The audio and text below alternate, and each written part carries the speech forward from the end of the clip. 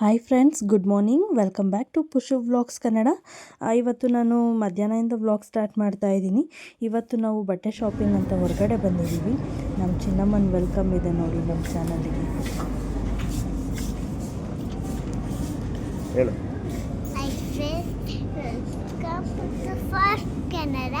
ನಾವಿವತ್ತು ಅಂತಿಗೆ ಬಂದಿದ್ದೀವಿ, ಬನ್ನಿ.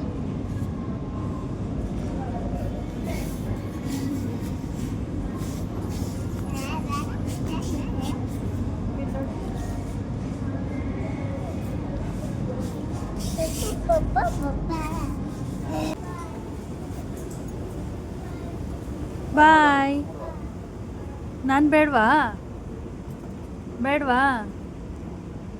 ಸ್ವಲ್ಪ ಬಟ್ಟೆ ಶಾಪಿಂಗ್ ಇತ್ತು, ಹಾಗಾಗಿ ತೊಗೊಳ್ಳೋಣ ಅಂತ ಹೇಳಿ ಬಂದಿದ್ದೀವಿ ನಮಗೆ ಮತ್ತು ಮಕ್ಕಳಿಗೆ. ಇಲ್ಲಿಗೆ ಫಸ್ಟ್ ಟೈಮ್ ಬಂದಿರೋದು ನಾವು ವೆಸ್ಟ್ ಸೈಡ್ಗೆ. ನೋಡ್ತಾ ಇದ್ದೀನಿ ಕಲೆಕ್ಷನ್ಸು, ಬಟ್ ನನಗೆ ಸೂಟ್ ಆಗುವಂಥ ಕಲೆಕ್ಷನ್ಸ್ ಇಲ್ಲ ಇಲ್ಲಿ. ನೋಡೋಣ. ಮತ್ತು ಇನ್ನು ಸೆಕೆಂಡ್ ಫ್ಲೋರ್, ಥರ್ಡ್ ಫ್ಲೋರ್ ಎಲ್ಲ ಇದೆಯಂತೆ, ಹೋಗಿ ನೋಡೋಣ. ಇನ್ನು ಗ್ರೌಂಡ್ ಫ್ಲೋರಲ್ಲಿ ಇದ್ದೀವಿ. ಬಟ್ ಸ್ಯಾಂಡಲ್ಸ್ ಎಲ್ಲ ತುಂಬಾ ಚೆನ್ನಾಗಿದೆ. ಸ್ಯಾಂಡಲ್ಸ್ ಆಗಿರ್ಬೋದು, ಮತ್ತು ಇಯರಿಂಗ್ಸ್, ಆಕ್ಸೆಸರೀಸ್ ಚೆನ್ನಾಗಿದೆ ನೋಡಿ. ಈ ಬ್ಯಾಂಗಲ್ ನನಗೆ ತುಂಬ ಇಷ್ಟ ಆಯಿತು. ಇಯರಿಂಗ್ಸ್ ಅಂತೂ ತುಂಬಾ ಚೆನ್ನಾಗಿದೆ. ಫುಲ್ಲು ಎಲ್ಲ ನನಗೆ ಈ ಥರ ಆ್ಯಕ್ಚುಲಿ ದೊಡ್ಡ ಇಯರಿಂಗ್ಸ್ ಹಾಕ್ಕೊಳ್ಬೇಕಂದ್ರೆ ತುಂಬ ಆಸೆ. ಬಟ್ ನಂದು ಕಿವಿ ತುಂಬ ಚಿಕ್ಕದು, ಆಲೆ ಅಂತಾರಲ್ಲ, ಅದು ತುಂಬ ಚಿಕ್ಕದಿದೆ. ಈ ಥರ ವೆಯ್ಟ್ ಇಯರಿಂಗ್ಸ್ ಎಲ್ಲ ಹಾಕ್ಕೊಳ್ಳೋದಕ್ಕಾಗೋದಿಲ್ಲ. ಫುಲ್ಲು ಕಿತ್ತೋಗುವ ಥರ ಫುಲ್ಲು ಜಗ್ಬಿಡುತ್ತೆ, ಹಾಗಾಗಿ ಹಾಕ್ಕೊಳ್ಳಲ್ಲ. ಬಟ್ ಸಮ್ಟೈಮ್ಸ್ ನಾನು ಹಾಕ್ಕೊತೀನಿ. ತುಂಬ ಅಕೇಶ್ನಲ್ಲಿ ಯೂಸ್ ಮಾಡ್ತೀನಿ ನಾನು, ಫಂಕ್ಷನ್ ಎಲ್ಲಾದರೂ ಹೋಗುವಾಗ. ನನಗಂತೂ ತುಂಬಾ ಇಷ್ಟ ಆ ಥರ ದೊಡ್ಡ ಇಯರಿಂಗ್ಸ್ ಎಲ್ಲ ಹಾಕ್ಕೊಳ್ಳೋದು. ನಮ್ಮ ಚಿನ್ನಮ್ಮ ನೋಡಿ, ಇದು ತೊಗೊಳ್ಳೋಣ ಅದು ತೊಗೊಳ್ಳೋಣ ಅಂತ, ಅದೇನಂತಲೇ ಗೊತ್ತಿರೋದಿಲ್ಲ, ಸುಮ್ಮನೆ ಕೇಳ್ತಾ ಇರ್ತಾಳೆ. ಅಮ್ಮ ನೇಲ್ ಪಾಲಿಷ್ ತೊಗೊಳ್ಳೋಣ ಅಂತ ಹೇಳ್ತಿರ್ತಾಳೆ. ಈ ಡ್ರೆಸ್ ನೋಡಿದೆ, ಬಟ್ ಅಷ್ಟೊಂದೇನು ನನಗೆ ಇಷ್ಟ ಆಗಿಲ್ಲ ನೋಡಿ. ಸ್ಯಾಂಡಲ್ಸ್, ಸ್ಲಿಪ್ಪರ್ಸ್ ಎಲ್ಲ ತುಂಬಾ ಚೆನ್ನಾಗಿದೆ. ತುಂಬ ಒಳ್ಳೊಳ್ಳೆ ಕಲೆಕ್ಷನ್ಸ್ ಇತ್ತು. ಶೂಸ್ ನೋಡಿ, ಎಷ್ಟು ವೆರೈಟೀಸ್ ಆಫ್ ಶೂಸ್ ಇದೆ. ಫಸ್ಟ್ ಫ್ಲೋರಲ್ಲಿ ವೆಸ್ಟರ್ನ್ ವೇರ್ ಇರೋದ್ರಿಂದ ಕ್ಲಾತ್ಸ್ ನನಗೆ ಯಾವುದು ಅಷ್ಟು ಇಷ್ಟ ಆಗಿಲ್ಲ. ಸೆಕೆಂಡ್ ಫ್ಲೋರಲ್ಲಿ ಹೋಗಿ ನೋಡೋಣ. ಚಿನ್ನಮ್ಮಂಗಿ ಬ್ಯಾಗ್ ಬೇಕಂತೆ ನೋಡಿ. ಮೊನ್ನೇನು ಅವ್ರ ಪಪ್ಪ ಮಲೇಷ್ಯಾಯಿಂದ ಬ್ಯಾಗ್ಸ್ ಎಲ್ಲ ತೊಗೊಂಡು ಬಂದಿದ್ದಾರೆ. ಬಟ್ ಬ್ಯಾಗ್ಸ್ ಎಲ್ಲ ನನಗೇನು ಅಷ್ಟು ಇಷ್ಟ ಆಗಲಿಲ್ಲ ಇಲ್ಲಿ ಕಲೆಕ್ಷನ್ಸು. ಬಟ್ ಸ್ಲಿಪ್ಪರ್ಸು ಮತ್ತು ಇಯರಿಂಗ್ಸ್ ಅದೆಲ್ಲ ತುಂಬಾ ಚೆನ್ನಾಗಿದೆ. ನಂಗೆ ತುಂಬ ಇಷ್ಟ ಆಯಿತು. ಇವಾಗ ನೋಡಿ ಫಸ್ಟ್ ಫ್ಲೋರಿಗೆ ಬಂದಿದ್ದೀವಿ. ಇದನ್ನು ನೋಡಿದೆ, ಇದು ಇಷ್ಟ ಆಯಿತು. ಬಟ್ ಇದು ವಿಡಿಯೋದಲ್ಲಿ ನೋಡೋದಕ್ಕೂ ಡೈರೆಕ್ಟಾಗಿ ಕಲರ್ ಸ್ವಲ್ಪ ಡಿಮ್ ಇದೆ, ಹಳೆ ಥರ ಫೀಲ್ ಆಯಿತು, ಹಂಗಾಗಿ ತೊಗೊಳ್ಳಿಲ್ಲ. ಈಗ ಮಕ್ಕಳು ಬಟ್ಟೆ ನೋಡೋಣ ಅಂತ ಬಂದ್ವಿ. ಚಿಕ್ಕುಗೆ ನೋಡಿ ಇದನ್ನು ತೊಗೊಳ್ಬೇಕಂತ ಅಂದ್ಕೊಂಡಿದ್ದೀವಿ. ನೋಡೋಣ, ಇನ್ನೂ ಕಲೆಕ್ಷನ್ಸ್ ಇದೆಯಂತೆ, ನೋಡ್ತಾ ಇದ್ದೀವಿ.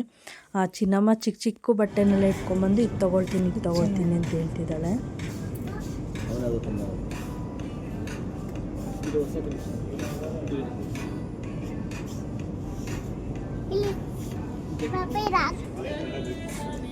ಚಿನ್ನು, ನಿನ್ನ ಸೈಜ್ ಆ ಕಡೆ ಇದೆ ಕಂದ.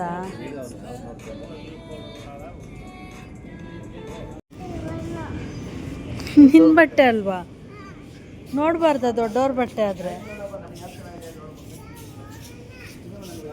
ನಿನಗೆ ಯಾವ್ದು ಸೆಲೆಕ್ಟ್ ಮಾಡ್ತೀಯ ಪಪ್ಪ, ಅದು ಹಾಕ್ಕೊಳ್ಳುತ್ತೀಗ.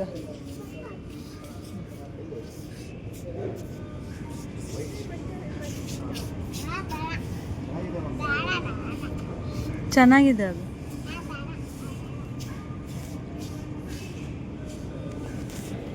ಚಿನ್ನಮ್ಮ ಯಾಕೋ ತುಂಬಾ ಹಿಂಸೆ ಮಾಡೋದಕ್ಕೆ ಸ್ಟಾರ್ಟ್ ಮಾಡಿದ್ಲು, ಹೊರಡೋಣ ಅಂತೇಳಿ. ಯೂಶ್ವಲಿ ಅವಳು ಈ ಥರ ಎಲ್ಲ ಹಾಡೋದಿಲ್ಲ, ಹೊರಗಡೆ ಬಂದರೆ ತುಂಬಾ ಚೆನ್ನಾಗಿರ್ತಾಳೆ. ಬಟ್ ಯಾಕೆ ಅಂತ ನಮಗೂ ಗೊತ್ತಾಗಲಿಲ್ಲ. ಸ್ಟಾರ್ಟಿಂಗಲ್ಲಿ ಮನೆಯಿಂದ ಹೊರಟಾಗಲೂ ಅವಳು ತುಂಬ ಚೆನ್ನಾಗಿದ್ಲು, ಇಲ್ಲಿ ಬಂದಾಗಲೂ ತುಂಬ ಆ್ಯಕ್ಟಿವ್ ಆಗಿದ್ಲು. ಬಟ್ ಒಂದು 5 ಮಿನಿಟ್ಸ್ ಬ್ಯಾಕಿಂದ ತುಂಬ ಹಿಂಸೆ ಮಾಡೋದಕ್ಕೆ ಸ್ಟಾರ್ಟ್ ಮಾಡಿದ್ಲು, ಹೊರಡೋಣ ಅಂತ. ಬಟ್ ಯಾಕೆ ಅಂತ ನೋಡಿದ್ರೆ ಅವಳಿಗೆ ಸಡನ್ನಾಗಿ ಫೀವರ್ ಬಂದುಬಿಟ್ಟಿತ್ತು, ತುಂಬ ಮೈ ಸುಡ್ತಾ ಇತ್ತು. ಅದಕ್ಕೋಸ್ಕರ ಅವಳು ಹಿಂಸೆ ಮಾಡ್ತಿದ್ದಾಳೆ ಅಂತ ನಮ್ಗೆ ಆಮೇಲೆ ಗೊತ್ತಾಯಿತು. ಹಾಗಾಗಿ ನಾವೇನು ಶಾಪ್ ಮಾಡಲೇ ಇಲ್ಲ. ಅವಳನ್ನ ಇಮಿಡಿಯೇಟ್ ನಾವು ಮನೆಗೆ ಕರ್ಕೊಂಡು ಬಂದುಬಿಟ್ವಿ. ಮನೆಗೆ ಕರ್ಕೊಂಡ್ಬಂದು ಸ್ವಲ್ಪ ಸಿರಪ್ ಎಲ್ಲ ಹಾಕಿ ಅವಳಿಗೆ ಮಲಗಿಸಿದ್ವಿ. ಒಂದು ಬೇಜಾರಾಯಿತು, ಅಂದರೆ ಏನು ಅಂದ್ಕೊಂಡು ತೊಗೊಳಕ್ಕಾಗಿಲ್ಲ ಅಂತ. ಬಟ್ ಏನು ಮಾಡೋದು, ಮಕ್ಕಳುಗಳು ಹೆಲ್ತ್ ಇಂಪಾರ್ಟೆಂಟ್ ಅಲ್ವಾ, ಹಾಗಾಗಿ ಇಮಿಡಿಯೇಟ್ ಮನೆಗೆ ಬಂದ್ವಿ. ಇವಾಗ ಈವ್ನಿಂಗ್ ಏನಾದರೂ ಸ್ನ್ಯಾಕ್ಸ್ ಮಾಡೋಣ ಅಂತ ಹೇಳಿ ನಾನು ಎಲ್ಲ ಪ್ರಿಪೇರ್ ಮಾಡ್ಕೊಳ್ತಾ ಇದ್ದೀನಿ. ಗಿರ್ಮಿಟ್ ಮಾಡೋಣ ಅಂತ ಹೇಳಿ ನಾನು ಪ್ರಿಪೇರ್ ಮಾಡ್ಕೊತಿದ್ದೆ. ಹಾಗೆ ರೆಸಿಪಿ ಕೂಡ ನಿಮ್ಮ ಜೊತೆ ಶೇರ್ ಮಾಡೋಣ ಅಂಥೇಳಿ ಮಾಡ್ತಾಯಿದ್ದೀನಿ. ಗಿರ್ಮಿಟ್ಗೆ ಇಲ್ಲಿ ನಾನು ಫಸ್ಟು ಬಾಣಲಿಗೆ ಒಂದು ಸ್ವಲ್ಪ ಆಯಿಲ್ ಹಾಕ್ಕೊಳ್ತಾ ಇದ್ದೀನಿ. ಒಂದು 5-6 ಟೇಬಲ್ಸ್ ಅಷ್ಟು ಆಯಿಲ್ ಹಾಕ್ಕೊಂಡಿದ್ದೀನಿ. ನೋಡಿ, ಆಯಿಲ್ ಬಿಸಿ ಆದಮೇಲೆ ಇದಕ್ಕೆ ನಾನು ಸ್ವಲ್ಪ ಜೀರಿಗೆ, ಸ್ವಲ್ಪ ಸಾಸಿವೆ ಹಾಕ್ಕೊಂಡಿದ್ದೀನಿ. ಸಿಂಪಲ್ಲಾಗಿ ಕ್ವಿಕ್ಕಾಗಿ ಮಾಡ್ಕೊಬೋದು, ತುಂಬ ಟೇಸ್ಟಿಯಾಗಿರುತ್ತೆ. ತುಂಬ ಏನು ಟೈಮ್ ತೊಗೊಳ್ಳಲ್ಲ, ತುಂಬ ಇಂಗ್ರೀಡಿಯೆಂಟ್ಸ್ ಏನೂ ತೊಗೊಳ್ಳೋದಿಲ್ಲ ಇದು.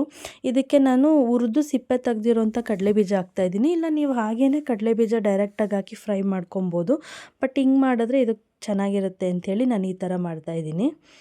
ನೋಡಿ, ಕಡಲೆಬೀಜ ಚೆನ್ನಾಗಿ ಫ್ರೈ ಆದಮೇಲೆ ಇದಕ್ಕೆ ಕರಿಬೇವಿನ ಸೊಪ್ಪು, ಹಸಿಮೆಣಸಿನ್ಕಾಯಿ ಒಂದು 5-6, ಜೊತೆಗೆ 1-2 ಮೀಡಿಯಮ್ ಸೈಜ್ ಈರುಳ್ಳಿ ತೊಗೊಂಡಿದ್ದೀನಿ. ಇದನ್ನ ಹಾಕಿ ಚೆನ್ನಾಗಿ ಫ್ರೈ ಮಾಡ್ಕೊಬೇಕು. ಈರುಳ್ಳಿ ಟ್ರಾನ್ಸ್ಪರೆಂಟ್ ಕಲರ್ ಆಗೋವರೆಗೂ ಫ್ರೈ ಮಾಡ್ಕೊಳ್ಳಿ. ಇದ್ರ ಜೊತೆಗೆ ದಾವಣಗೆರೆ ಬಜ್ಜಿ ಇದ್ರೆ ತುಂಬಾ ಟೇಸ್ಟಿಯಾಗಿರುತ್ತೆ. ಬಟ್ ನಾನು ಇವತ್ತು ಬರೀ ಗಿರ್ಮಿಟ್ ಮಸಾಲ ಮಾಡ್ತಾಯಿದ್ದೀನಿ ಅಷ್ಟೇ. ನೋಡಿ, ಈ ಥರ ಫುಲ್ಲು ಈರುಳ್ಳಿ ಏನಿದೆ ಅದು ಟ್ರಾನ್ಸ್ಪರೆಂಟ್ ಆಗೋವರೆಗೂ ಚೆನ್ನಾಗಿ ಫ್ರೈ ಮಾಡ್ಕೊಬೇಕು ಆಯಿಲಲ್ಲೇ. ಇವಾಗ ನಾನು ಇದಕ್ಕೆ ಸ್ವಲ್ಪ ಅರಿಶಿನ ಹಾಕ್ತಾಯಿದ್ದೀನಿ, ಒಂದು 1/4 ಸ್ಪೂನಷ್ಟು ಅರಿಶಿನ ಹಾಕ್ತಾಯಿದ್ದೀನಿ. ತುಂಬ ಅರಿಶಿನ ಹಾಕಿ ತುಂಬ ಎಲ್ಲೋ ಕಲರ್ ಇದ್ದು ತಿನ್ನೋದಕ್ಕೆ ಇಷ್ಟ ಆಗೋದಿಲ್ಲ ನನಗೆ, ಹಾಗಾಗಿ ನಾನು ಸ್ವಲ್ಪ ಹಾಕ್ತಾಯಿದ್ದೀನಿ. ಮತ್ತು ರುಚಿಗೆ ತಕ್ಕಷ್ಟು ಉಪ್ಪು ಹಾಕ್ಕೊಳ್ಬೇಕು ಇದಕ್ಕೆ.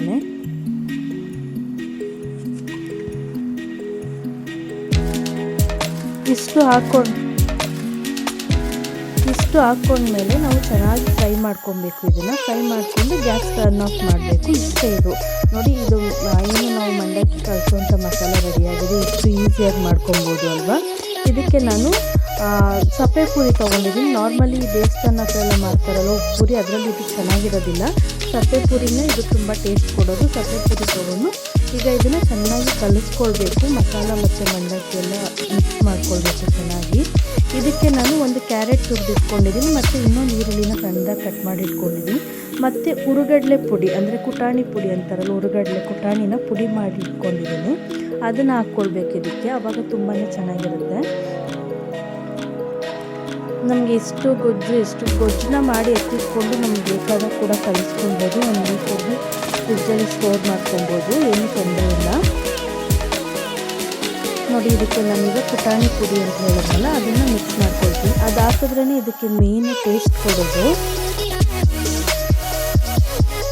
ಅದನ್ನು ಪುಟಾಣಿ ಪೌಡರ್ನ ಹಾಕ್ಕೊಂಡು ಚೆನ್ನಾಗಿ ಮಿಕ್ಸ್ ಮಾಡ್ಕೊಳ್ಬೇಕು. ತುಂಬ ಕ್ವಿಕ್ಕಾಗಿ ರೆಡಿ ಮಾಡ್ಕೊಬೋದು. ಇವಾಗ ನಾನು ಹೇಳಿದ್ಮೇಲೆ ಕ್ಯಾರೆಟು ಆನಿಯನ್ನು ಅಂತ ಅದನ್ನು ಇದ್ರ ಮೇಲೆ ಹಾಕ್ಕೊಂಡು ಗಾರ್ನಿಷ್ ಮಾಡಿಕೊಂಡು ಮಿಕ್ಸ್ಚರು ಮತ್ತು ಸೇವ್ ಹಾಕ್ಕೊಂಡು ತಿನ್ನೋದು. ತುಂಬಾ ಕ್ವಿಕ್ಕಾಗಿ ತುಂಬ ಈಸಿಯಾಗಿ ಮಾಡ್ಕೊಬೋದು. ನೀವು ಕೂಡ ನಿಮ್ಮ ಮನೇಲಿ ಟ್ರೈ ಮಾಡಿ ಹೇಗಿದೆ ಅಂತ ಟೇಸ್ಟ್ ಮಾಡಿ ನನಗೆ ಕಮೆಂಟ್ ಮಾಡಿ. ಇದಾಗಿತ್ತು ಫ್ರೆಂಡ್ಸ್ ನನ್ನ ಇವತ್ತಿನ ವ್ಲಾಗ್. ನಾನು ಕೂಡ ಟೇಸ್ಟ್ ಮಾಡಿ ಹೇಳ್ತೀನಿ ಹೇಗಿದೆ ಅಂತ ಹೇಳಿ. ಈ ವಿಡಿಯೋ ನಿಮಗೆಲ್ಲ ಇಷ್ಟ ಆಗಿದೆ ಪ್ಲೀಸ್ ಲೈಕ್ ಮಾಡಿ, ಶೇರ್ ಮಾಡಿ, ಕಮೆಂಟ್ ಮಾಡಿ ಅಂತ ನಾನು ಕೇಳ್ಕೊಳ್ತಾ ಇದ್ದೀನಿ. ಹಾಗೆ ನನ್ನ ಚಾನಲ್ಗೆ ಸಬ್ಸ್ಕ್ರೈಬ್ ಮಾಡೋದನ್ನ ಮರಿಬೇಡಿ. ಮತ್ತು ಇನ್ನೊಂದು ಹೊಸ ವ್ಲಾಗ್ ಜೊತೆಗೆ ನಾನು ನಿಮಗೆ ಮತ್ತೆ ಸಿಗ್ತೀನಿ. ಅಲ್ಲಿವರೆಗೂ ಬಾಯ್.